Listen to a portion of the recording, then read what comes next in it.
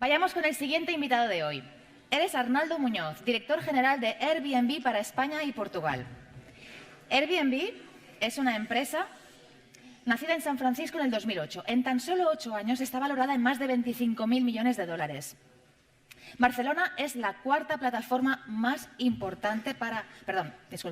es la cuarta ciudad más importante para la plataforma, ya que contó con casi 900.000 pernoctaciones solo en 2015, lo que representa el 5% del total de pernoctaciones, y generó un impacto económico de 740 millones de euros para la ciudad. ¿Cuál es el marco legal que reclama Airbnb? ¿Es compatible con otras modalidades de alojamiento? Arnaldo.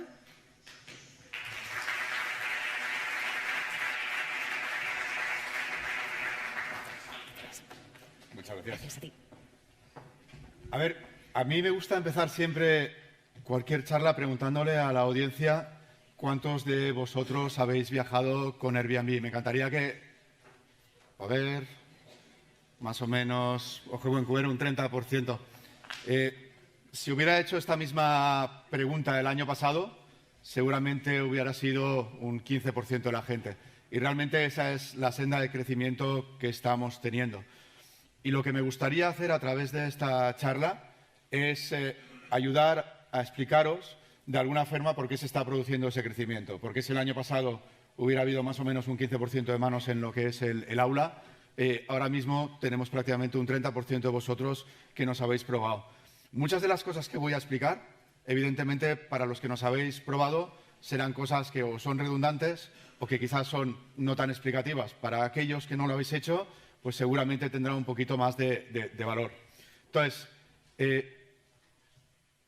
permitidme, antes de nada, que comparta... Querido desconocido, cuando reservé tu casa, mis amigos me dijeron que estaba loca. ¿Cómo me iba a quedar en casa de otra persona? Pero esta mañana he sentido que ya conocía una ciudad en la que nunca había estado. Gracias por compartir todo tu mundo conmigo y hacerme sentir como en casa. Airbnb, belong anywhere. Esta es la primera campaña global que implementamos el año pasado y, de hecho, Barcelona fue el único territorio a nivel nacional donde emitimos esta campaña. La realidad es que veréis muy poquitas campañas publicitarias de Airbnb. Si miráis lo que es nuestro presupuesto de marketing, es relativamente bajo. Y el motivo es porque nosotros, la forma en la cual conseguimos escalar el negocio y conseguimos que cada vez más gente nos pruebe, es sobre todo el boca a oreja.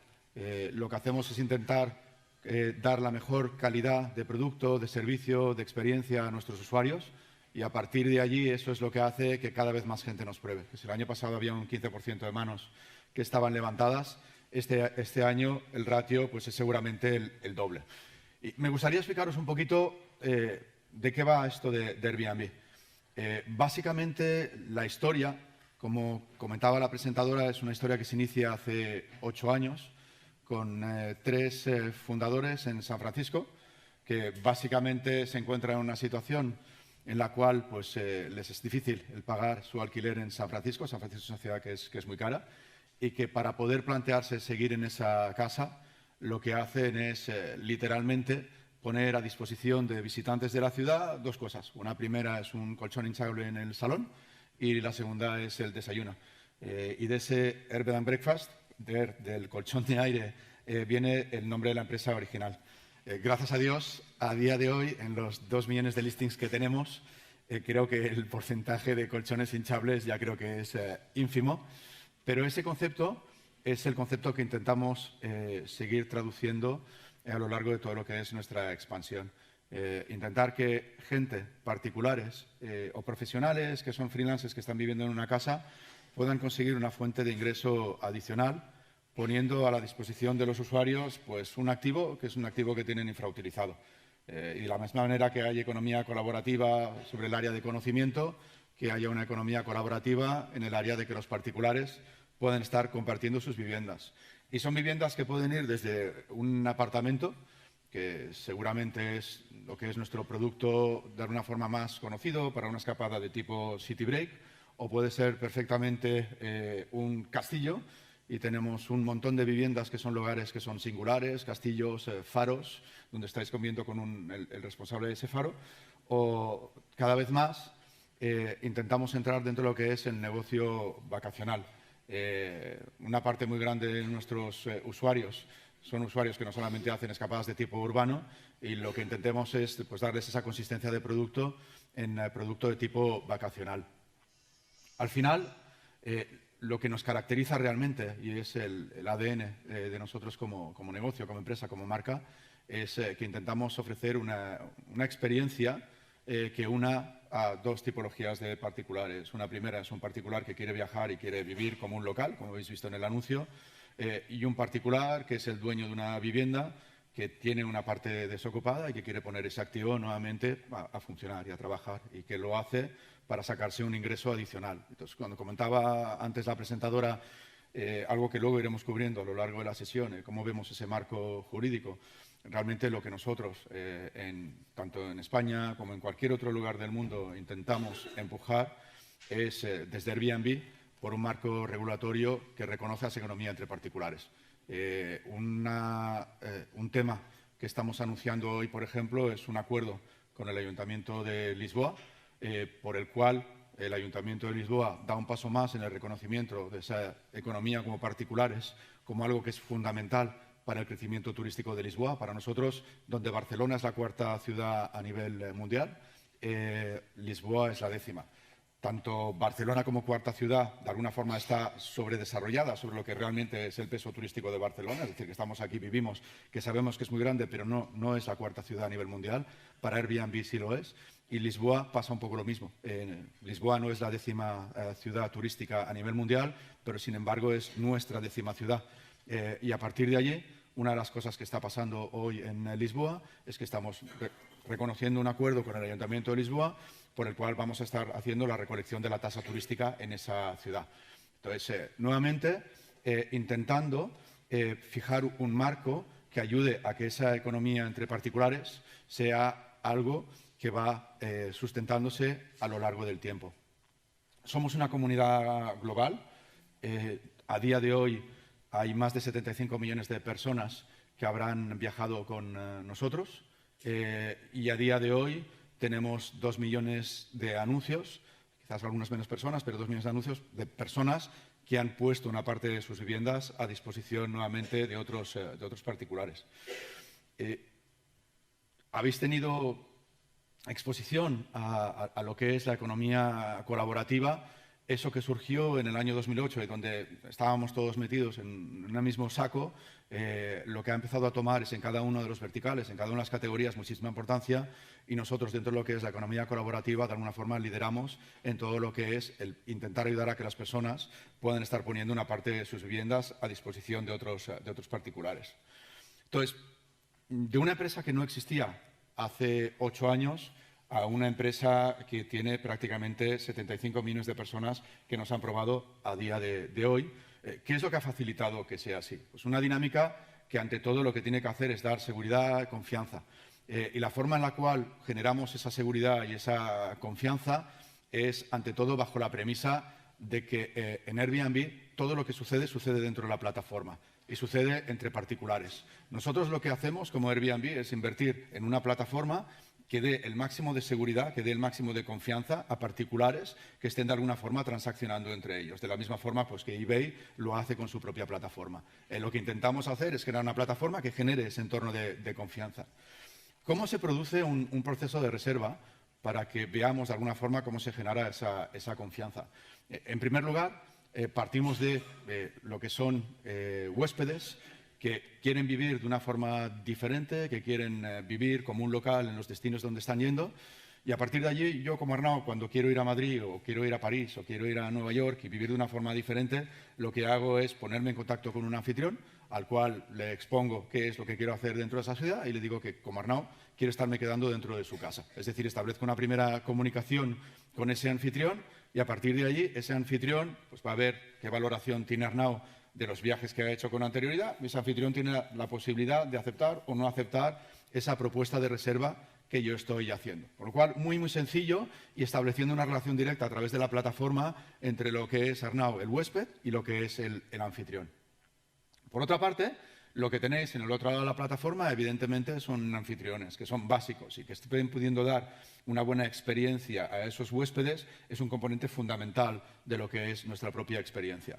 Ese anfitrión, lo que intentamos es hacerle el proceso muy, muy sencillo, de tal forma que máximo en unos 5 minutos puede estar tomando unas fotografías de su casa, puede estar mirando cuáles son las condiciones generales que se establecen, aceptar esas condiciones generales y a partir de allí empezar a estar poniendo su casa o una parte de su casa a disposición de particulares. Esa es la forma en la cual funcionamos.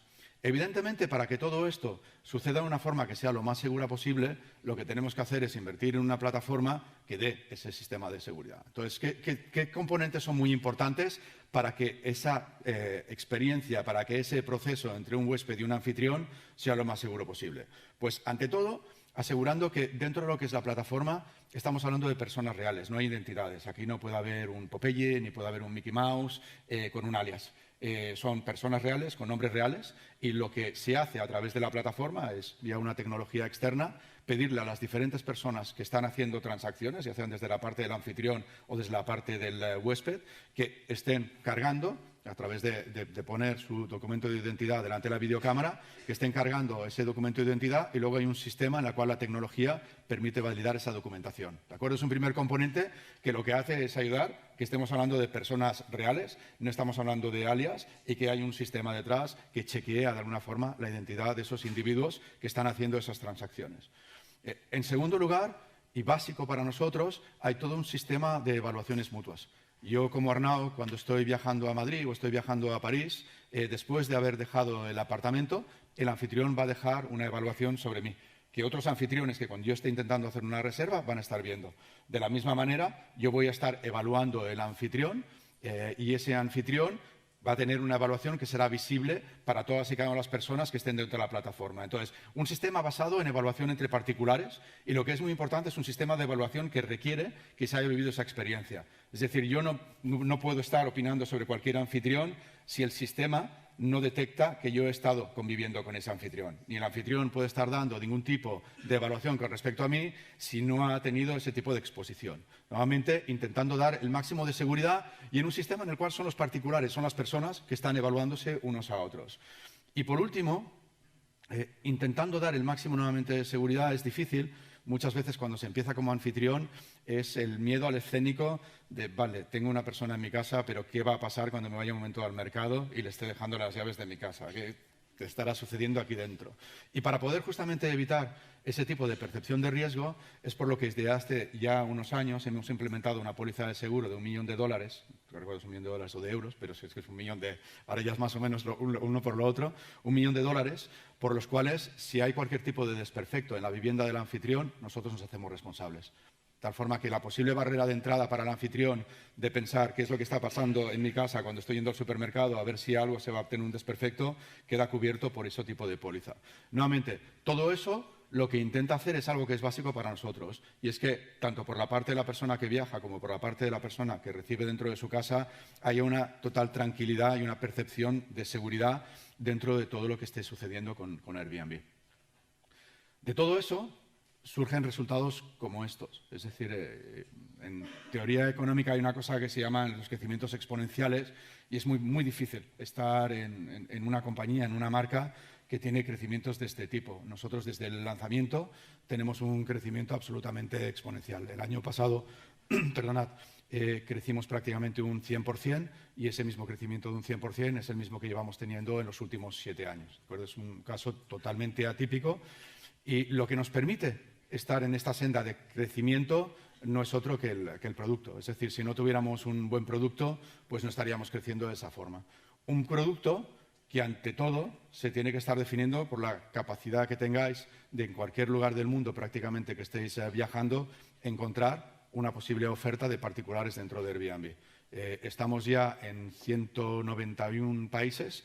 Los 2 únicos países donde no estamos operando a día de hoy son Corea del Norte, por motivos obvios, y con Irán, porque somos una empresa basada en Estados Unidos y hasta que de alguna forma no se establezcan relaciones, pues no estamos autorizados a trabajar con ellos. Pero para el resto, estamos presentes en cualquier lugar del mundo y estamos prácticamente en cualquier ciudad del mundo. Hace un momento la persona que estaba en cabina me preguntaba, oye, estoy dudando, y no sé si estoy desvelando un secreto o no, pero me preguntaba, oye, me estoy planteando poner mi casa dentro de Airbnb, pero no sé si voy a tener demanda, vivo en puntos suspensivos para no ponerle en evidencia.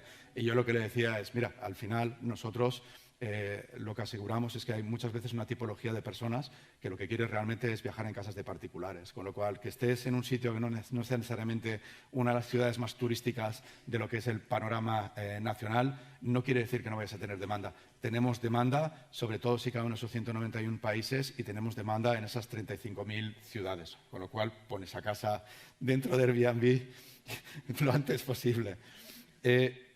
Os decía que la forma que tienes de escalar es a través de producto y servicio. No habéis visto grandes campañas publicitarias nuestras y realmente lo que hace que vayamos creciendo, los ritmos que vamos creciendo, es el fenómeno de boca a oreja, no hay otro. Y recomendación entre diferentes personas.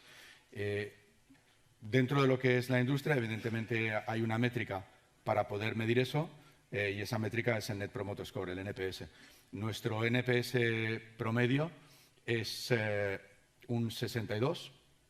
Hay una métrica que es pública y es sobre el conjunto del sector de acomodación, que incluye todas las categorías de todos los sitios, de todos los hoteles y pensiones, que están en un 48. Entonces, es esa diferencia entre Net Promoter Score en experiencia de usuario, en realmente, y al final la pregunta del Net Promoter Score es, oye, ¿recomendarías este producto, servicio, experiencia a otra persona? Esa es la pregunta de Net Promoter Score. Tenemos unos ratios que son muy buenos. Realmente esos ratios buenos se acaban traduciendo en una realidad. Y es que la gente nos recomienda entre unos y otros y a partir de allí es donde escalamos y podemos estar creciendo de la forma que crecemos sin unos presupuestos de marketing que sean unos presupuestos demasiado grandes o demasiado importantes. Otro componente que demuestra de alguna forma esa capacidad de estar dando un buen producto de servicio es cuando están sucediendo grandes eventos. Grandes eventos como fue en su día la Copa del Mundo de Brasil, como ha sido Mobile World Congress o como va a ser las Olimpiadas de Brasil dentro de relativamente poco. En todos y cada uno de esos eventos tenemos una cota sobre el total de pernoctaciones de entre un 20 o un 30%. No tienes una cota del 20 o 30% si no tienes un buen producto o servicio. En Mobile World Congress del año pasado teníamos una cota de prácticamente el 20%. En el Mobile de este año tenemos una cota del 30%. Nuevamente, no es algo que se consigue, sino es cuidando el producto y el servicio. A partir de allí, lo que quería hacer era intentar compartir con vosotros un poquito más de detalle que hicimos público hace unas semanas, justo antes de Semana Santa, con respecto a nuestro impacto en la ciudad de Barcelona. Qué somos, qué no somos, y todo esto forma parte de un intento de ser muchísimo más transparentes con respecto a los datos que tenemos y compartirlos muchísimo más de lo que seguramente hemos hecho en el pasado. Entonces, si miramos los dos lados de la plataforma, por una parte, evidentemente, tenéis unos viajeros y tenéis unos anfitriones. Entonces, me gustaría primero hacer un zoom dentro de lo que son los anfitriones. Y nuevamente, tipologías de anfitriones. Al final creo que a veces es bueno poner nombre y apellidos. Uno de nuestros anfitriones que es histórico dentro de Airbnb es Rosa, una persona que queremos muchísimo dentro de la casa y es una persona que en su día pues, se quedó sin trabajo, pasó por una situación personal muy difícil y muy complicada y a partir de allí, para poder afrontar el seguir en su casa y una serie de gastos, pues se planteó poner una parte de esa casa a disposición de Airbnb. Ese es un ejemplo de personas que os encontraréis dentro de la plataforma. Otra tipología es Carmen, es compañera de EasyJet, es azafata dentro de EasyJet y se pasa el día pues, mandando a diferentes bases de la compañía y a partir de allí pues, está 2 o 3 semanas fuera de su casa. Cuando está 2 o 3 semanas fuera de su casa, pues lo que hace es poner esa casa dentro de Airbnb para de alguna forma poder estar obteniendo un ingreso adicional. Y cuando vuelve a su casa, después de estar 2 o 3 semanas en alguna de las bases de EasyJet, pues a partir de allí pues, recupera lo que es su vivienda. Esa es la tipología de anfitriones que tenemos.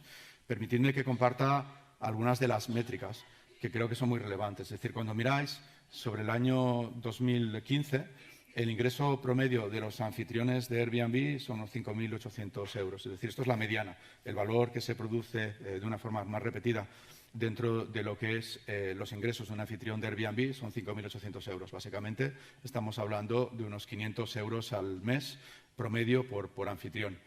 Si miráis el número de noches promedio que ese anfitrión está consiguiendo alquilar su vivienda o una parte de su vivienda dentro de Airbnb, son 58 noches al año. Si hacéis el ratio, son 5 noches al mes, el promedio que los anfitriones que están dentro de Airbnb están que están consiguiendo alquilar sus viviendas y sus casas. Y si me preguntarais el dato con respecto a cuántos anfitriones tenemos en Barcelona, pues tenemos 2015. Nosotros abrimos la oficina de Barcelona a inicios del año 2013. En el año 2015 tenemos 9.200. Cuando abrimos esa oficina en Barcelona teníamos unos 4.000 anfitriones. Estos son los datos y a partir de allí hay un componente muy importante nuevamente en reincidir, que estos son, cuando la presentadora al principio me decía, oye, ¿cuál es el marco? Y yo digo, ante todo lo que intentamos empujar es un marco que reconozca el diferencial de la economía entre particulares, es porque estamos hablando de particulares. Con 500 euros al mes, pues es difícil pretender que ese es el sueldo que te va a permitir llegar a fin de mes. Lo que es un complemento con respecto a los ingresos que estás teniendo. Y 58 noches son 5 noches al mes de promedio. Esa es la tipología de particulares, de personas que están dentro de Airbnb. ¿Cuál es el otro lado de la moneda en términos de los viajeros, de los huéspedes que se quedan dentro de Airbnb? Se lo comentaba la presentadora, es decir, estas son algunas de las métricas con las cuales cerramos el año pasado. 900.000 viajeros, 889.000, pero prácticamente 900.000 viajeros que vinieron a Barcelona con nosotros. En términos de número de personas que vienen, suelen ser o parejas con niños, es decir, estamos en un promedio de 2,6 personas por reserva.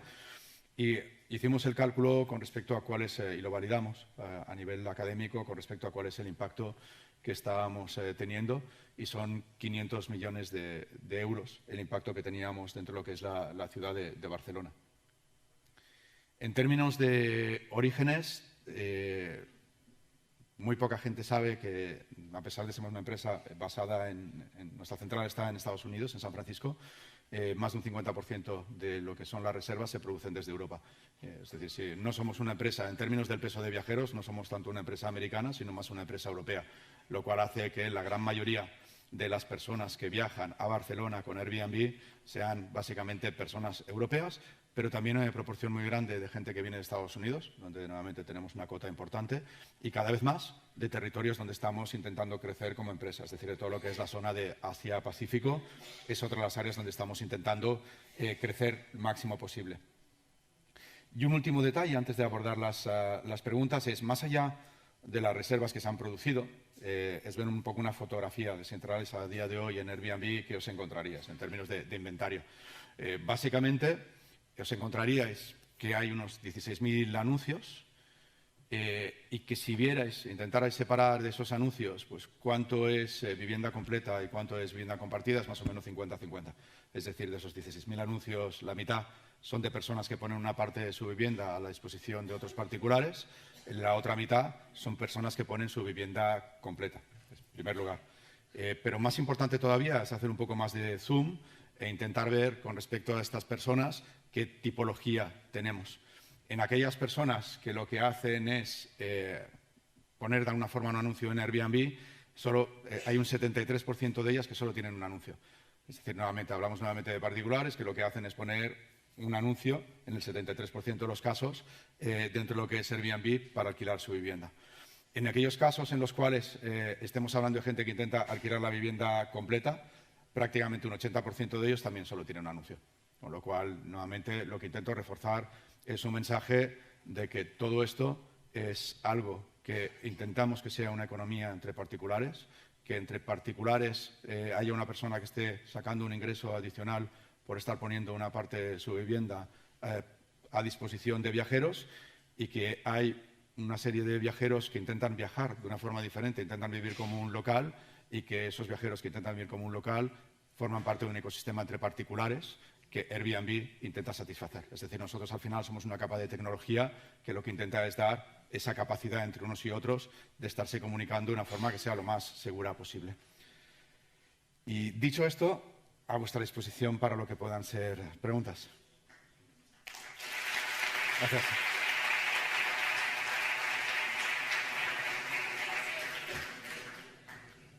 Gracias, Arnaldo, por compartir toda esta información con nosotros. Y adelante, es vuestro turno ahora. Aprovechad que tenéis a Arnaldo aquí encima. Sí, empezamos allí. Hola, sí, perdón porque no soy estudiante, pero tengo una pequeña duda. Has dicho que en Barcelona tenéis 9.200 anfitriones, pero 16.000 anuncios. Si me lo puedes explicar porque no lo acabo de comprender. Gracias. Sí, básicamente, tú cuando tienes, por ejemplo, una casa, una de las cosas que puedes hacer en esa casa es poner diferentes anuncios sobre diferentes habitaciones dentro de esa casa.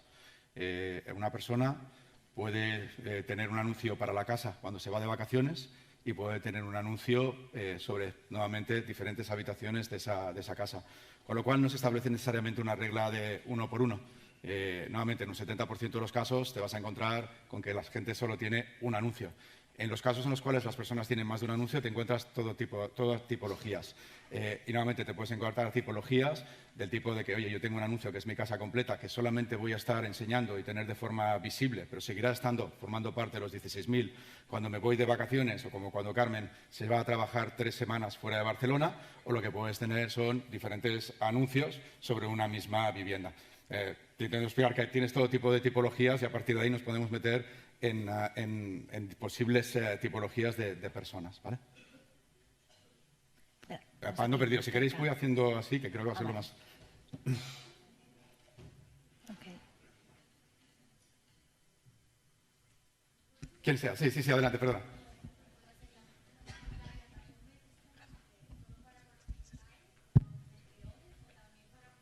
Sí, disculpa, yo creo que es mejor que tengas un micrófono, no para él, que sí que te oye, pero para el resto de... ¿Puedo repetir? Sí, bueno, entiendo que la pregunta es si la plataforma está a disposición solo de particulares o también de profesionales. La plataforma no discrimina en ese sentido. La verdad es que como plataforma, y sobre todo los que estéis metidos en temas de gestión hotelera, entre otras, os dais muy rápidamente cuenta cuando estéis entrando dentro de la plataforma que es una plataforma para particulares. Todos los temas de gestión de precios, de yield management, de estar cambiando, de gestión de calendarios, están diseñados más para particulares. Si un profesional intenta trabajar con Airbnb como plataforma, el proceso es un proceso que es complicado, porque estás intentando hacer una actualización sobre la disponibilidad, no se va a estar actualizando, modificas precios aquí, no se van a estar modificando en el resto de meses. Entonces, no discriminamos, te vas a poder encontrar personales, particulares y profesionales, pero no es una plataforma que en términos de desarrollo de tecnología esté intentando de alguna forma dar el mejor servicio, porque no es a lo que nos dedicamos, sino que lo que nos dedicamos es más bien intentar que esos particulares les hagamos las cosas más fáciles posibles. Entonces, ¿en qué tipo de cosas realmente trabajamos en términos de tecnología? Pues en todo aquello que le haga la vida más fácil a ese anfitrión en términos de aplicación móvil, que pueda estar bien teniendo visibilidad de cuando le está entrando una posible reserva, de cómo se comunica, qué sistemas de mensajería le ponemos para poder estar comunicando. Esos son el tipo de desarrollos que hacemos versus desarrollos que sean más de tipo profesional.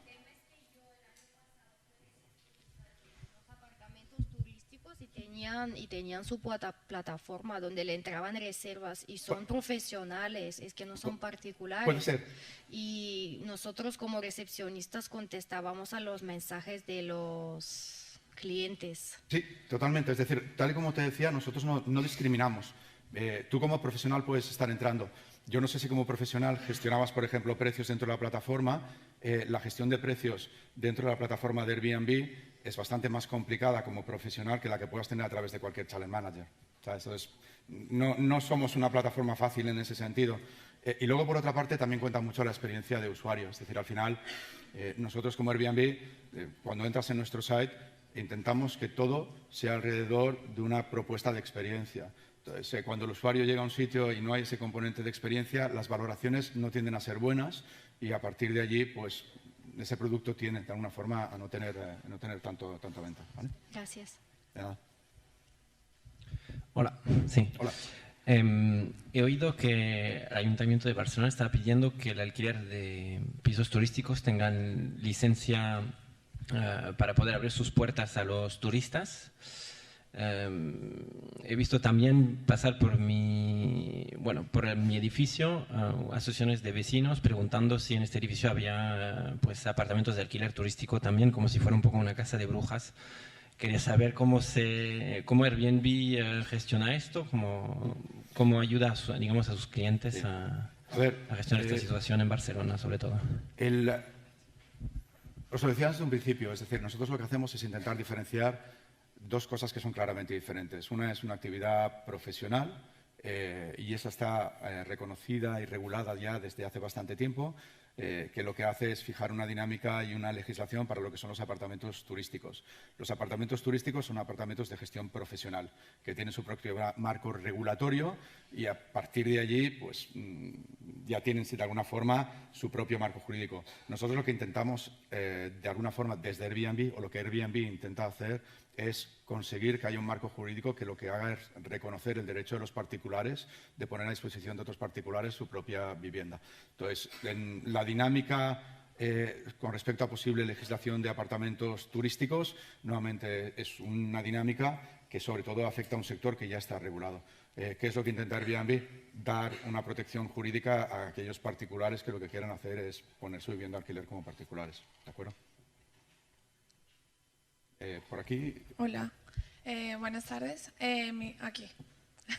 Perdón. Mi nombre es Catalina. Mi pregunta es con respecto a la normativa.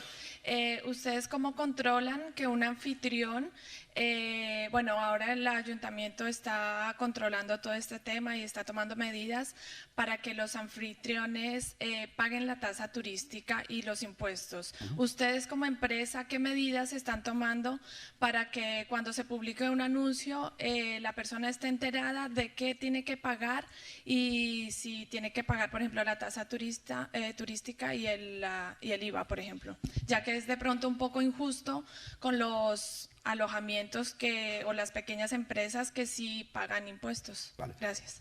Por partes. Una es con respecto a la tasa turística. Nosotros en París, en Ámsterdam y desde esta mañana también en Lisboa formamos parte del ecosistema de recogida de la tasa turística.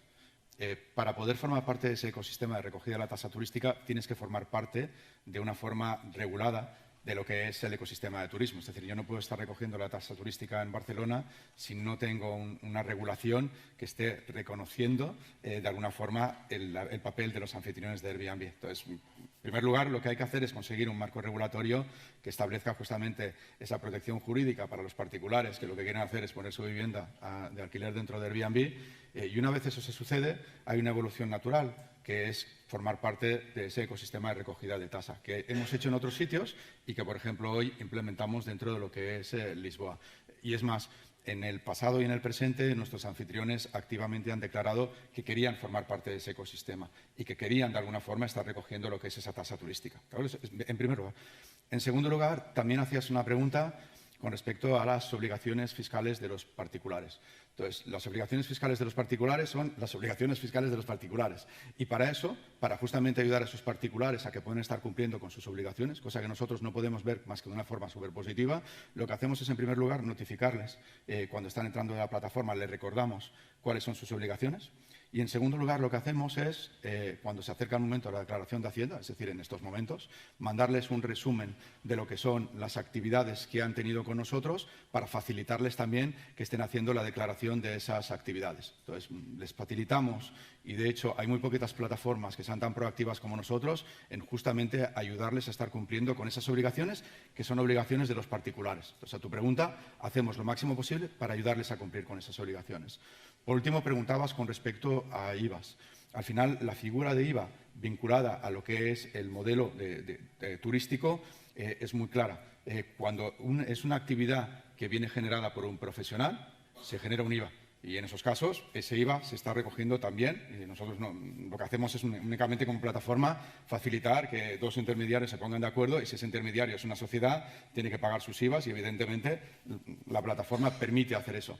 Una cosa muy diferente es el IVA entre particulares. El IVA no es un impuesto que a día de hoy sea un impuesto que regulatoriamente tenga que estar grabando los particulares. Cuando cualquiera de vosotros está alquilando su vivienda, no está pagando IVA. Y de la misma forma que cuando cualquiera de vosotros está pagando IVA, a día de hoy está alquilando su vivienda, no tiene que pagar IVA, lo mismo pasa cuando vosotros ponéis una parte de vuestra vivienda en alquiler. Entonces, lo que he intentado es cubrirte los diferentes espectros de lo que es el mundo impositivo en términos de cómo intentamos ayudar a que efectivamente las diferentes piezas vayan cuadrando. Pero lo más importante es la conclusión de todo esto.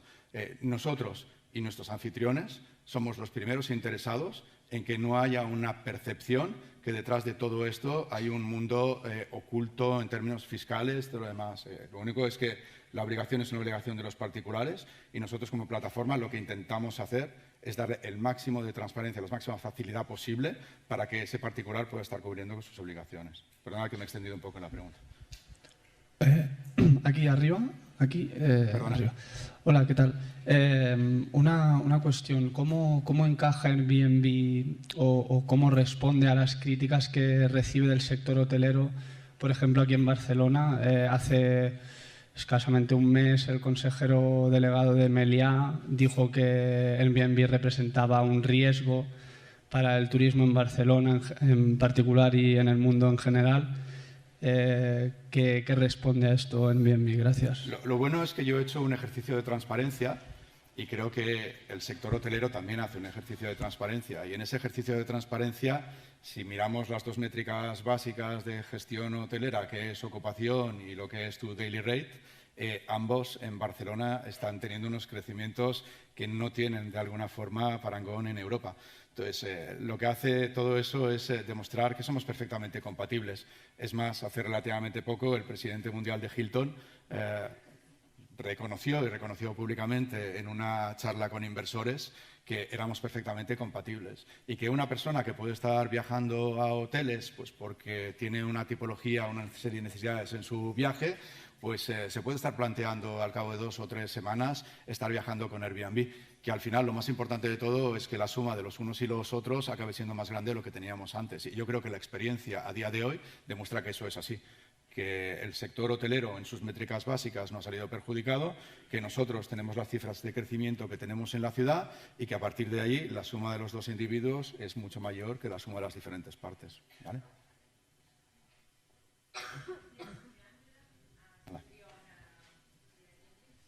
Disculpa, ¿podrías preguntar con el micro, por favor, para el resto de... Un segundito.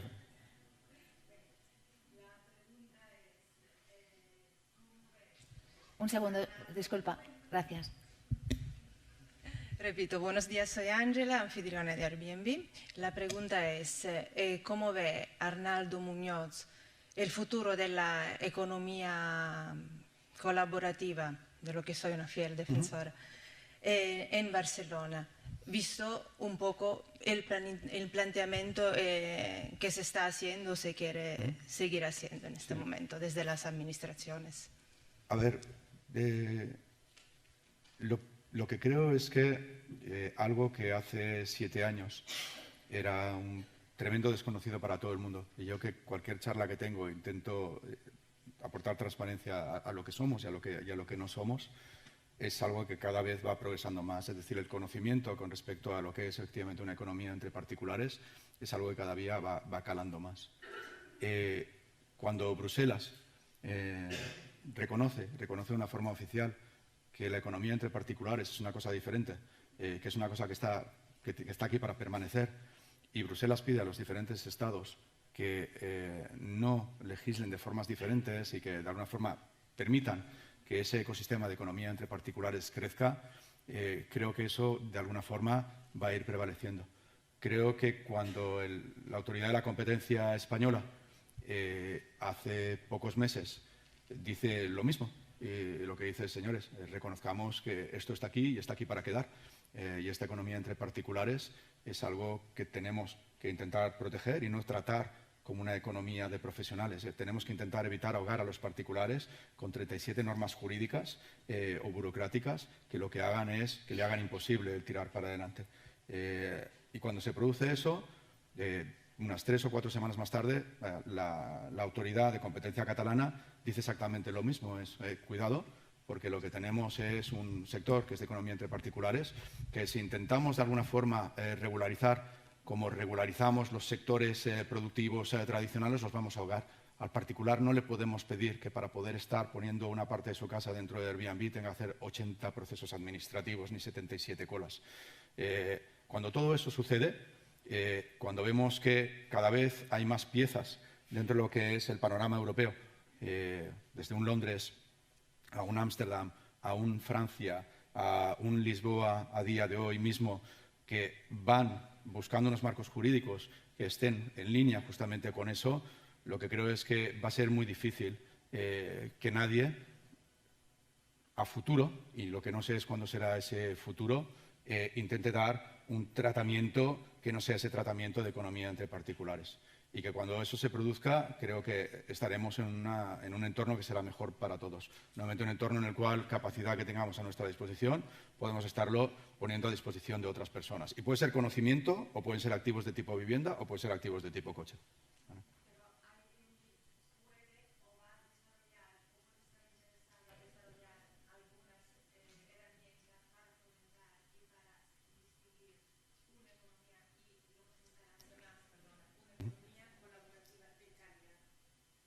Y las... Sí. Totalmente. Sí, no, totalmente. Y nuevamente, que tengamos un buen producto no hará que pretenda que es perfecto. Y hay muchas cosas que tenemos que hacer.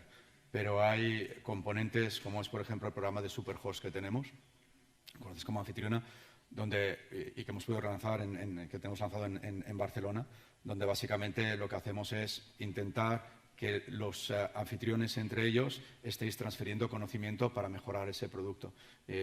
Tenemos muchas cosas por hacer y eso no sería imposible negártelo. Es decir, la esencia del producto de Airbnb sois la comunidad de anfitriones. Si no hubieran anfitriones, Airbnb no existiría. Si no hubiera una buena experiencia para las personas que están viajando, Airbnb no existiría. Luego, cuando nos planteamos el desarrollo que tenemos que hacer en tecnología detrás de la plataforma, el intentar que esa comunidad de anfitriones pueda ser una parte y siga siendo una parte inherente de ese crecimiento, es algo que va a seguir siendo nuestra esencia. ¿De acuerdo? O sea, que ese compromiso lo tienes. ¿De acuerdo? Quien tenga el micro, porque la esencia ya no perdido. Perdona. Que te iba a comentar, aquí. Perdona, sí.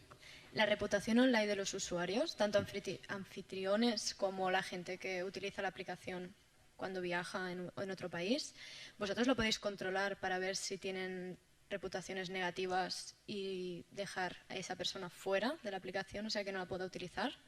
A ver, tenemos un equipo de Trust and Safety, que no sé traducirlo en castellano, perdón, Trust and Safety, que básicamente lo que intenta hacer es actuar justamente para evitar posibles fraudes, ¿de acuerdo? Y son muy proactivos a través de tecnología nuevamente intentar buscar pues, tendencias que puedan ser tendencias de riesgo y actuar sobre ello. Eso, si quieres, de una forma proactiva para intentar evitar el fraude. Y en términos de personas, en total empresa somos las 2.500 personas.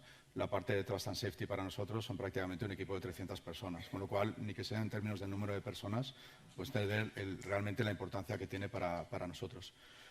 A partir de allí, la siguiente capa, justamente para evitar que haya cualquier tipo de problemática en ese sentido, es un centro de atención al cliente, que cuando montamos, los que eran responsables se fueron a Zappos a ver en la mejor empresa en servicio de atención al cliente qué tipo de prácticas tenían, y a partir de allí intentamos ser muy rápidos cuando hay un problema, poder actuar sobre él. Estoy hablando de un problema puntual. Por último, lo que tenemos básicamente es una plataforma que intenta administrarse a sí misma. Es decir, que cuando un particular está valorando mal a un anfitrión está valorando mal a ese particular, esas métricas son absolutamente visibles para todo el mundo. Yo cuando estoy viajando, pues intento quedarme más con alguien que tenga 5 estrellas que no con 4 estrellas. Y además veo los comentarios, veo los verbatismos con respecto a otro viajero. Eso es absolutamente transparente, ¿de acuerdo? Entonces, hay un sistema de Trust and Safety con un montón de personas detrás para evitar cualquier componente de fraude. Hay un equipo enorme también dentro de todo lo que es el servicio de atención al cliente. Y, por último, lo que tienes es un sistema reputacional que es absolutamente transparente, de tal forma que si alguien ha tenido una mala evaluación, es el huésped o es el anfitrión que va a decidir qué decisión toma con respecto a eso. ¿Vale?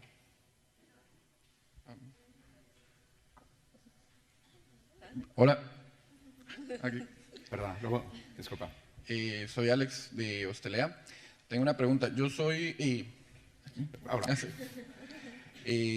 yo soy usuario de la plataforma y las últimas veces que yo la he usado he visto que hay muchos anuncios de hostales. Incluso una compañera en clase dijo que ella tenía inscrito su hostal en Airbnb. ¿No creen ustedes que, aunque no discriminen a nadie, se pierde un poco la esencia de eso de que un huésped llegue a quedarse a casa de un particular? Y lo otro, si ya incluyen alojamientos en su plataforma, ¿cuál sería la diferencia para mí como huésped entre ir a un alojamiento a través de un booking.com y a través de ustedes? Es una buena pregunta. Tengo un ex compañero mío, Alejandro, aquí, de mi época de Budget Places. Yo estuve de CEO antes de incorporarme en Airbnb. Estaba de CEO en Budget Places y básicamente vendíamos hostales y pensiones.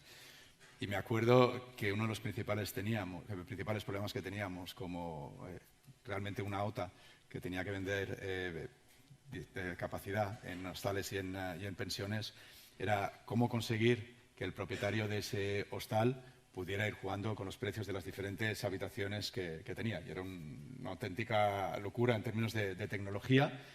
Y teniendo un negocio 100% dedicado a justamente servir a esos dueños de pensiones y dueños de hostales, nos costaba muchísimo tener una herramienta tecnológica que les permitiera dar respuesta. Y estuvimos invirtiendo como locos detrás de una intranet y unos channel managers para poder darles servicio.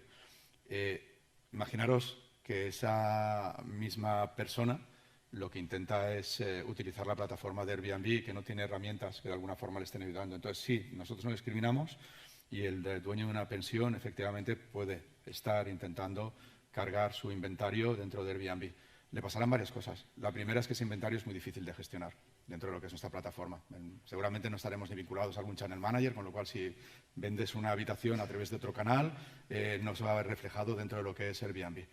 Y lo segundo, más allá de lo que es los posibles problemas que pueda estar teniendo, es que aquí prima la experiencia de usuario. Y como decías muy bien, cuando tienes un usuario que está yendo a algo que se aleja mucho de lo que es nuestro producto o de nuestro servicio y la experiencia no es la que tiene que ser, la evaluación no es buena y a partir de allí el ranking le va a tender a tirar para abajo, o otros viajeros que vean una evaluación que no es buena o que no sea acorde con la experiencia que queremos dar, pues hará que ese hostal o esa pensión pues tenga muy poquitas posibilidades de estar consiguiendo demanda a través nuestra.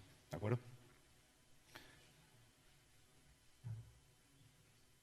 Y me quedan 5 minutos, disculpad. Me he escapado una reunión para venir aquí y tengo que volver a la reunión. Hola, aquí a segunda fila.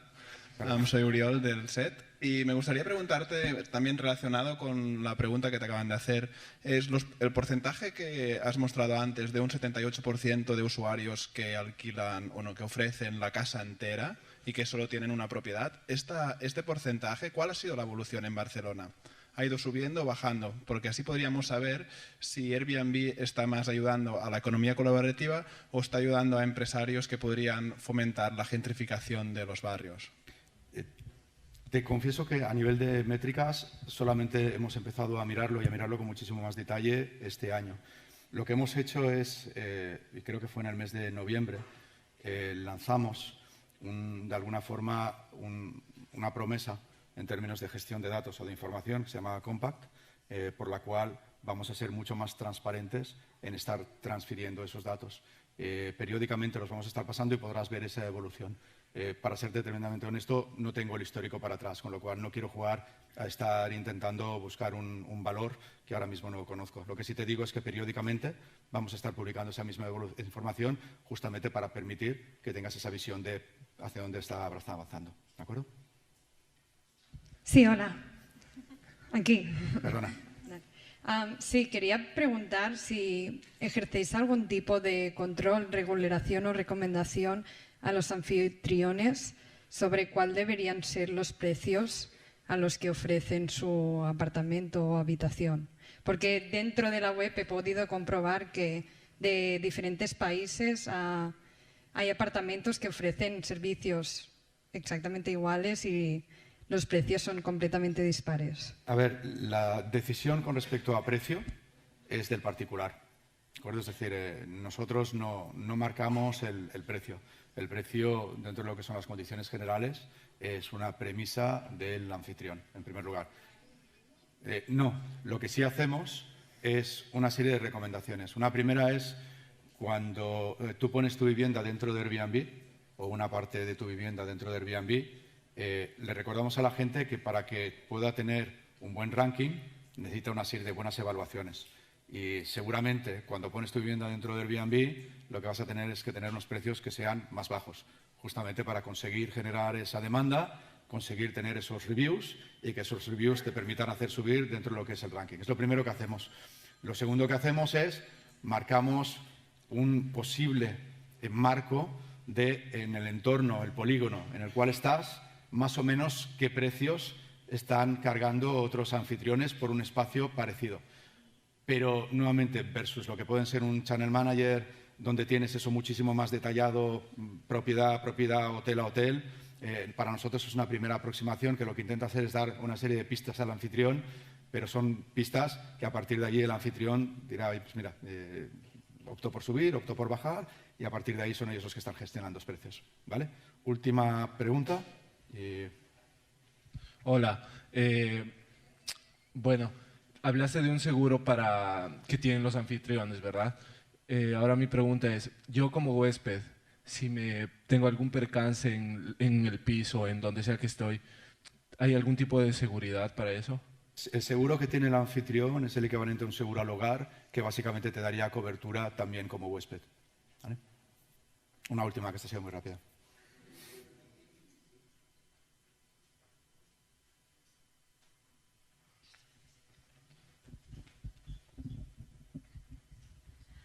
Hola, mi pregunta está relacionada con el tema de particular y profesional, porque has dicho que es una plataforma para particulares en principio, ¿no? Sabemos todos que los apartamentos turísticos también están ahí, pero no están posicionados. Yo, por ejemplo, tengo varias cuentas de diferentes apartamentos turísticos y resulta que no tengo peticiones de reservas o no tengo reservas directas. Y volviendo a lo que has dicho antes, que la tecnología esta de precios, tal, yo tengo una cuenta que está conectada con un channel manager con Airbnb, por lo tanto reservas directas, precios, disponibilidad, todo es directo.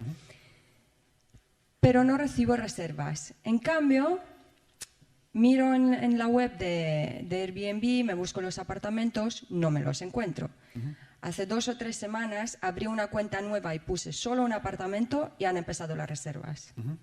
Entonces, la pregunta es, ¿cuál es el algoritmo que vosotros utilizáis para posicionar los alojamientos? Te contestaré además de una forma que es absolutamente sincera. Esta persona que os habla es el director general de Airbnb Marketing Services, que básicamente lo que hace es marketing y comunicación de la plataforma. Hay un equipo de genios, literalmente genios, en San Francisco, con los cuales acabo una conversación de 30 segundos, yo ya me pierdo, y eso que vengo del mundo de las métricas, que son los expertos en esa área. Con lo cual, no es que no te quiera contestar, es que básicamente es algo que se gestiona desde Estados Unidos y que evidentemente es muy complejo. O sea, tenemos a gente que es muy buena en esa área. Son algoritmos que son muy complejos. Y no es que no te quiera explicar más, es que nuevamente yo de lo que puedo hablar es de lo que represento, que es el negocio de España, donde no podemos influenciar ese algoritmo. Y aunque lo quisiera, me faltaría capacidad intelectual para poder estar metido en esas discusiones. Chicos, tengo que despedirme de vosotros. Gracias por vuestro tiempo. Y lo que me encantaría es haber podido convencer a alguno de vosotros para que cuando el año que viene volvamos por aquí, que volveremos, perdonad, que tengamos el doble de manos, que donde era un 15% de manos hace un año y ahora es un 30%, que entre todos y de ese boca a oreja me ayudéis a que el año que viene sea un 60%. Muchísimas gracias.